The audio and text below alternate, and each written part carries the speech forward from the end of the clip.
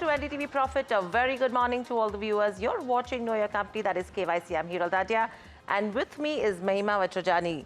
Good morning, Mahima. Interesting company that we're talking about today, which will actually see benefits of GST also trickling in. Yes, we're talking about Shoppers Stop. Let's first understand why are we talking to Shoppers Stop today. First up, to understand the GST benefits and the kind of demand surge that probably could be coming in as well for the company, and what's that demand outlook looking like. On number two, on the back of GST benefits, is there a margin improvement trajectory that we should be watching out for from here on? So these are the two main questions that we're looking at, and others I think Mahima will also take us through. Right, so the aspect that I would be looking at would be competitive intensity, because the competition in this particular space is rising, especially big players coming in with big expansion plans also on cards. And as to what competitive edge strategy that Shoppers Stop is adopting to distinguish them from the big players that are already there or coming in the markets. The other part is the debt reduction plans. What are they looking like, both in terms of long-term and short-term borrowing? And lastly, in terms of store expansion, what are the plans going in? How is that going to pan out in terms of being capex heavy or asset light? And what is the kind of course, capex amount that they'll be watching out also for? Absolutely. So these are the key questions that we are looking at, but let's quickly understand about what Shoppers Stop does. I know all of us are aware because people and all of us are used to shopping at a Shoppers Stop. But firstly, established in 1991, it's a retailer of fashion and beauty products as well.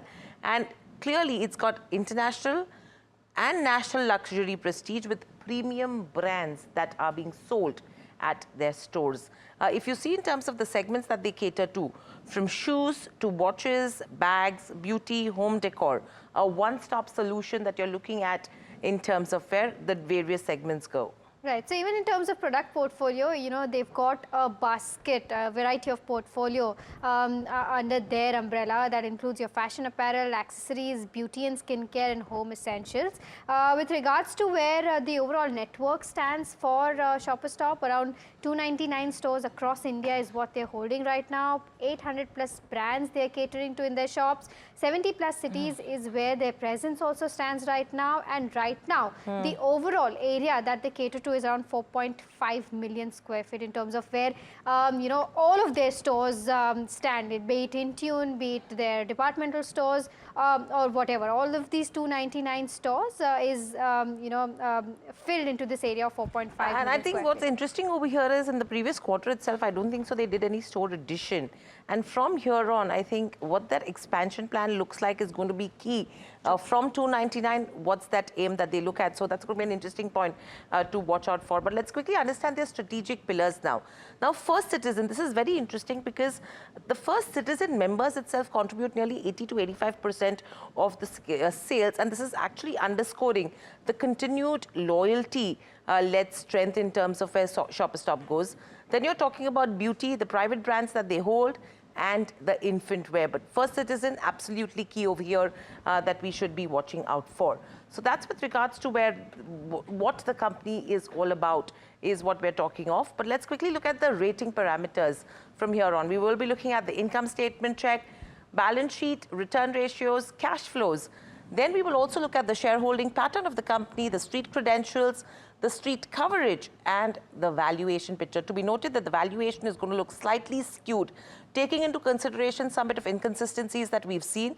So the price to earnings is what we are considering over here, but we will come back to that as well. But let's first start with the income statement. Now, overall, if you see, it's a very interesting story because it shows a strong recovery, and this is starting from FY22. If you see the numbers from 24-25, the 3-year compounded growth is around 22% in terms of the gross revenues.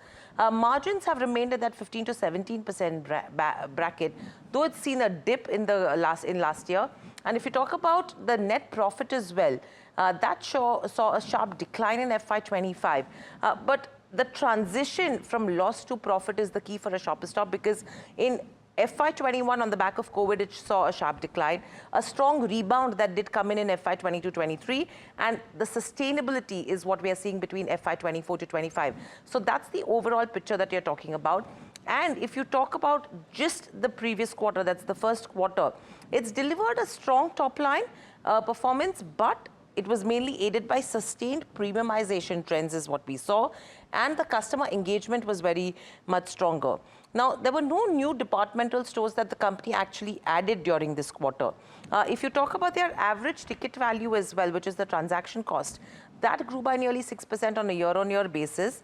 And if you talk about the selling price, that saw an increase of around 3%. And that is actually reflecting a healthy shift when you talk about customer behavior and the category mix that you can talk about. In fact, the company's value fashion vertical, Intune, that also delivered some bit of a robust momentum with sales actually doubling on a year-on-year basis. And 4 new stores were added on that front, which is actually probably reaffirming its, relevance in a value-conscious consumer environment. Absolutely. So that's what you're talking about from an income statement, and that's why a thumbs up right now. And that's what, is going to benefit them in terms of where the GST stands, because below that 2,500 mark for apparel, the GST rate has come down and set to benefit a counter like Shoppers Stop. But with regards to where balance sheet is concerned, in terms of where, of course, the overall equity and other equity stands, it's been stable. The other equity profit plus reserves growth has been growing, mostly because it's a cash business. But with regards to where borrowing stand, there have been, an increasing trend in terms of where both the long-term plus short-term borrowing stands. This does not include the lease payments, but from a 126 crore in FY23 to a 340 crore is what the increase in borrowing has been like. But in comparison to that, something like a cash in bank has, come down in terms of where the trajectory stands, from a 31 crore in FY23 to almost 14 crore in FY25. So the question really here is whether they'll be able to reduce their debt position in the near future. Are they actually planning to reduce their debt position? And this all depends on how they're also planning to expand their store. If they're planning to borrow more money, then the company will see an increase in debt also. And because right now the cash is not enough to pay off the debts that's there on the balance sheet, we've taken a conservative approach here and given it a thumbs down. Right, now, let's actually link this to the cash flow. Now, if you see the most recent years, that's FY23, 24 and 25, the cash flow from operating activities, that has remained consistently positive, and that actually has become the primary source of cash for the company as well.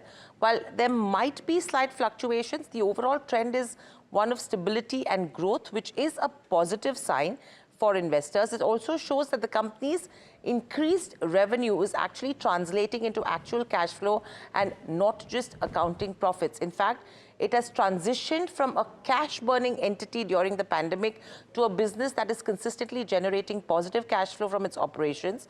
In fact, this positive cash flow from operating activities is being strategically deployed to fund capex for future growth, which was actually negative, earlier, and to pay down the debt and strengthen the balance sheet. Now, the debt becomes a concern over here, as Mahima was also pointing out, but this is a positive factor right now that we are considering, so hence a thumbs up.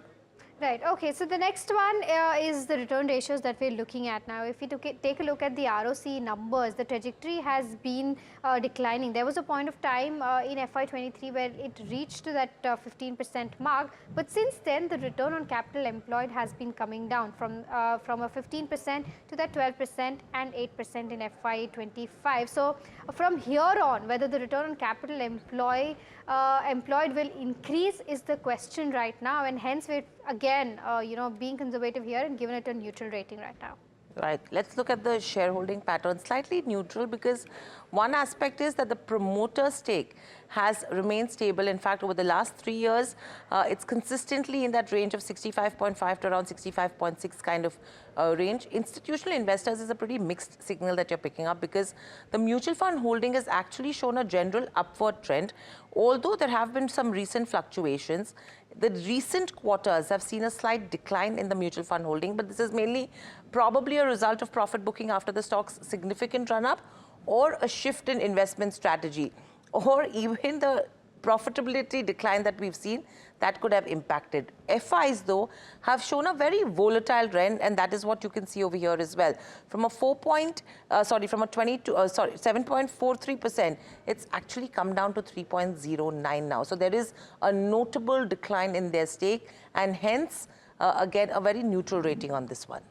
All right, the next one is Street Cred. Now here, in the past 1 year, the stock's not done much. In fact, has given a negative return of 35% to its shareholder. Year to date also a negative 8% return.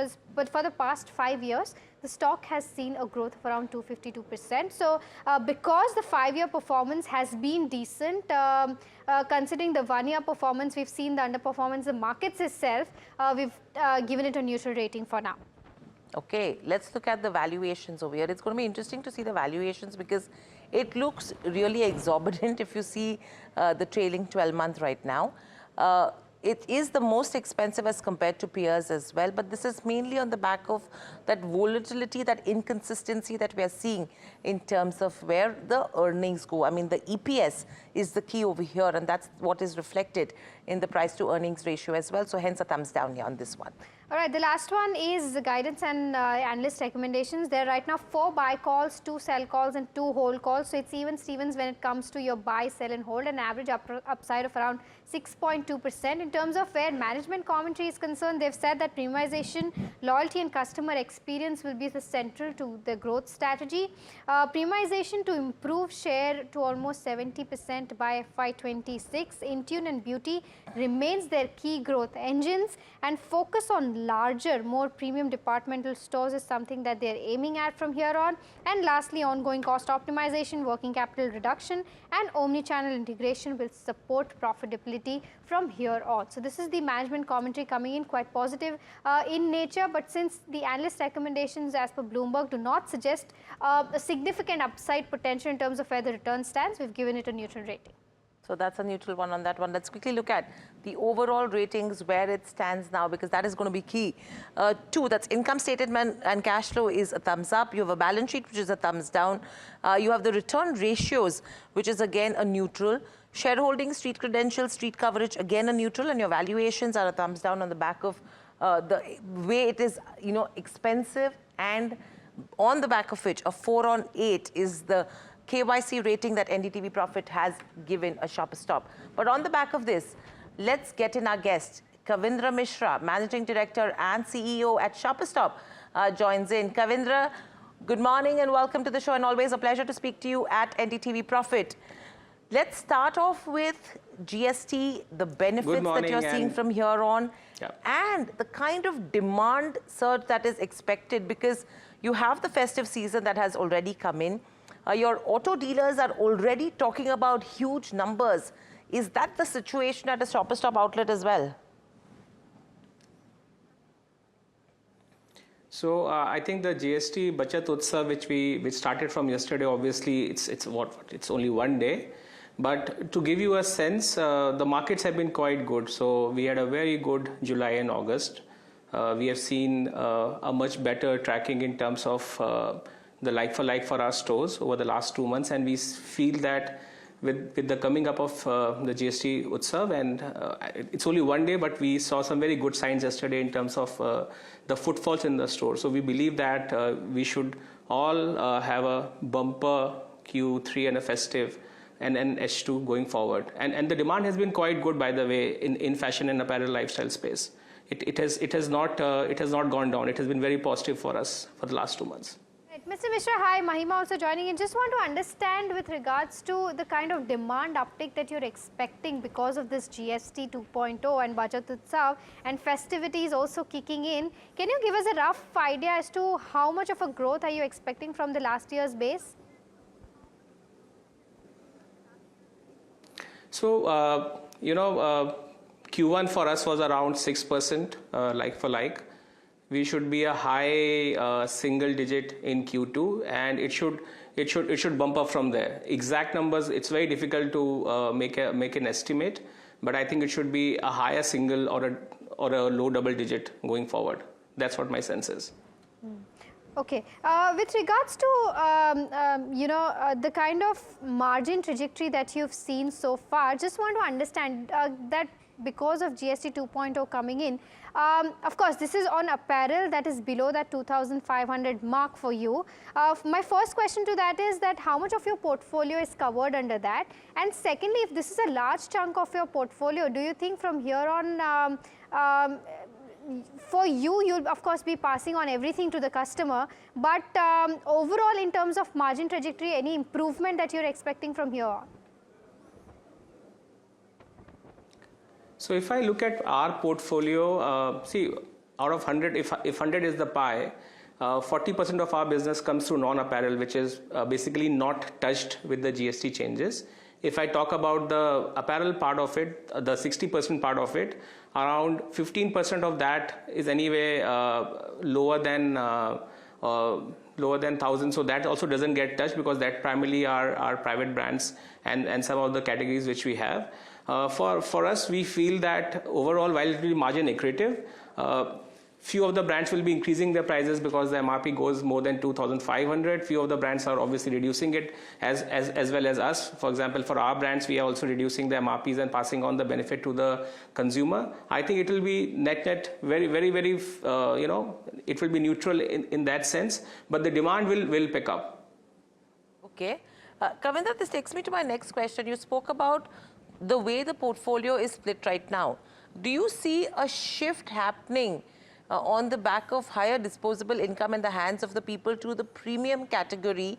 And if that happens, any margin benefits that could start coming in? And not only for a Shoppers Stop, is that the trend that could emerge from this? So I think it's a great question. So what we are experiencing is that, and we have been talking about this quarter on quarter in our commentary, is that we are seeing premiumization really take an upswing, right? And premiumization is driven by categories. So categories like watches, for example, or fragrances or higher priced apparel are doing really well. So when I say that 6% is our like for Q1, our premium categories actually grew by 9%, and which is helping us in taking the whole pie forward. What happens is when you start selling more premium merchandise, the return on the space is much higher because the throughputs from the stores are much higher. So we typically see that premium to a non-premium, the upsurge in our GMROFs or our gross margins are around 1.3x. And we see that as we move in this journey going forward, we will see this interest, this coming in. We also see that besides apparel, I think there are certain categories like watches or fragrances or in beauty which are seeing a very, very positive surge. And as a strategy, non-apparel is something which differentiates us from a lot of our competition, and that's something which we keep on driving it. And we are seeing the same. And when you speak to our peers across the industry, we see that premiumization is a big trend and will continue to be very, very strong in that. Mr. Mishra, with regards to the debt that is there on your balance sheet right now, just want to get a sense in terms of any reduction that you're planning this financial year, because you might have certain plans for store expansion as well, and that will also require some kind of funding. What's the overall view here? So our view is very simple. This year we have decided to ensure that all the new openings are going to happen through internal accruals, and I think we are quite we have planned well for it. And my sense is we will also be paring down our debt. So this would be a year where you will see the debt coming down and all the new openings or renovations, and we are actually renovating quite a few of our marquee stores. We see that happening through internal accruals only. Kavindra, this takes me to my next question when you talk about renovations of marquee stores as well. A lot of your stores, I would say, in Bombay, for example, Bandra, your flagship store, the size has come down, right? What is the strategy on that front? What is the rationale where you're reducing the the area in terms of where Shoppers Stop was existent? And a lot of your brands also are coming down then. So is there a strategy with regards to focusing on particular brands, maybe increasing your sales per square feet? What is that going to look like? And how does it translate into accruals for the business then? So I would take the example of Inorbit Malad, which is our flagship store. It used to be close to 1.3 lakh square foot in terms of space. We reduced it to around 70,000. We have just opened the renovated store. You would be happy to know that there is no reduction in revenue. In fact, we will be doing better numbers than when we had a larger store. So what we are seeing is you need to redefine your categories. you also need to reduce the number of brands, because as you premiumize, you don't need to carry so many brands. In fact, in our stores, what we are also doing is we are now creating corners for experience. And that's something, again, we talk about a lot in our commentary and actually do on the ground. So there's a kids play area, there is a personal shopper lounge, there are, not in Malad, but we also have coffee shops in our stores, because we believe that that's the kind of experience you need to give to our customers. The idea behind is that you need to right size your stores, and you need to ensure that the stores, you need to keep lesser brands, but give brands a larger space to express themselves well. So that is one part of it. Having said that, in our newer stores, so in between we were opening stores around 20-25,000 square feet. In those cases, we have decided that we will increase the size, and going forward, the new stores which we are opening would be closer to a 40,000, which allows us to express the premiumization and the customer experience accordingly. Okay, so Kavindra, what's the impact it would have on your average transaction value or your average selling price? And anything with regards to a change with your loyalty program? Because if I'm not mistaken, First Citizen has always contributed nearly 85%. So anything that changes on this front, taking your strategy with regards to stores into consideration? Yeah, I think there are two impacts. One is, when you premiumize, you are able to drive your ATVs higher. So what we are seeing is, over the last quarter and maybe last 12 quarters, we have seen an increase in our average transaction value, which is very powerful, because, and this is not only driven by increasing the MRP of the product, but we are also able to maintain the items per transaction, which shows a very healthy connection with our customers. That's one. Second, if we talk about our Black Card, or we talk about our loyalty program, I think we are on a very, very strong trajectory there. In fact, when we spoke about Q1 in the last call, we said that Q1 is amongst the best ever quarters for us in terms of the Black Card contribution or the loyalty contribution. I'm happy to share that I think the numbers are only looking up north. But I think the key is that while we are getting a loyalty customers, we are getting a lot of new walk-ins into our stores. So we have been able to increase the funnel by which we are operating. So a lot of times people have spoken to us that, is the departmental store, is that a concept going forward or not? We used to have a lot of challenges in customer entry. We were flattish in Q1, but Q2 sees a very strong mid-single digit like-for-like customer entry increases. So if your funnel increases and you are able to drive more customers to your store, and then through operational excellence and through your loyalty program and your premiumization, you are able to drive the conversion. I think that's something which is working out well for us, and we see that we'll keep on doubling down on that piece. That's a very strong piece of execution we are doing as we speak now. Mr. Mishra, we've talked about the brick and mortar model that you already have. How's the online sales looking like? Is that the part of your portfolio that's seeing some kind of increase, and what are the trends that you're observing there in terms of premiumization as well?